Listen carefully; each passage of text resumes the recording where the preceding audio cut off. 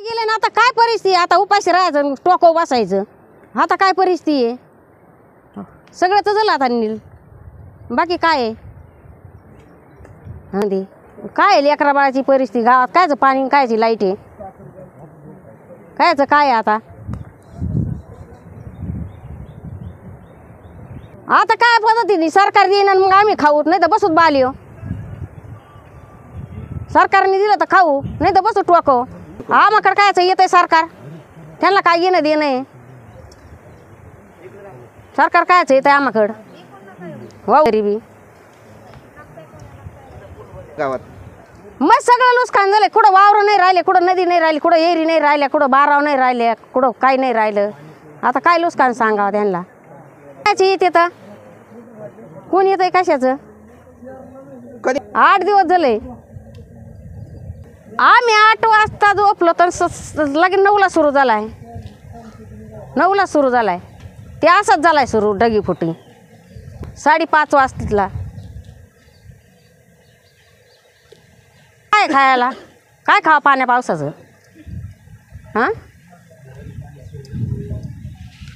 कडा सरकारकडे निदान आम्हाला खाया प्यायचे निदान हे तर मागणी पाहिजे ना द्यावं ना सरकारने काय असेल ते आमचं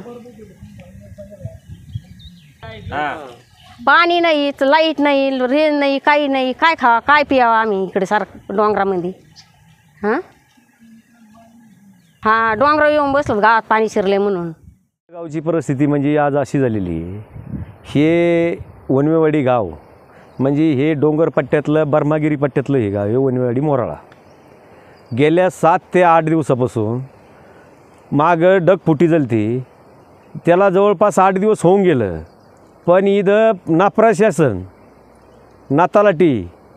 ना ग्रामसेवक इथं कोणीही बिलकुल येऊन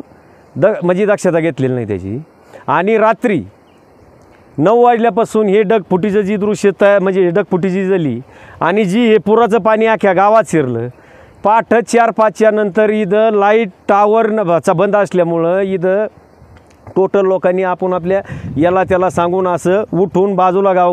काढलं तरी पण आजपर्यंतसुद्धा इथं म्हणजे बिलकुल कोणी आलेलं नाही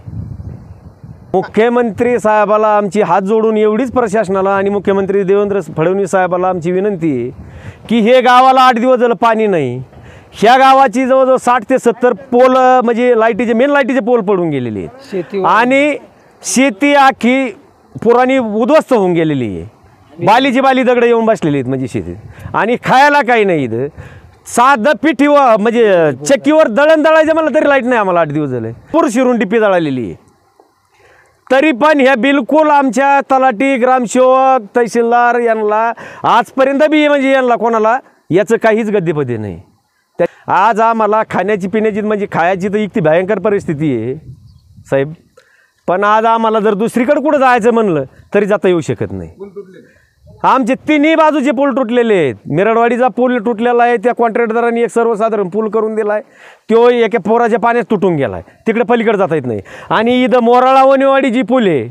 ह्यो पूलसुद्धा डायरेक्ट म्हणजे तुटून गेला आहे आम्हाला इकडंसुद्धा जाता येत नाही म्हणजे इतकं भयानक काम झालेलं आहे आमचं त्याच्यामुळं मुख्यमंत्री साहेबांनी बीड जिल्ह्याच्या पालकमंत्री साहेबांनी यांनी ह्या वनेवाडी गावाकडे का काहीतरी म्हणजे थोडं फार कवायना लक्ष द्यावा आणि एक गाव नागरिक यांची परिस्थिती काय चालू आहे हे निदान त्यांनी प्रशासनाला हे करावा आणि इथं येऊन तात्काळ त्यांनी हे सर्वसाधारण लोकांना आहे का जेवणाची त्याची म्हणजे सोय करावं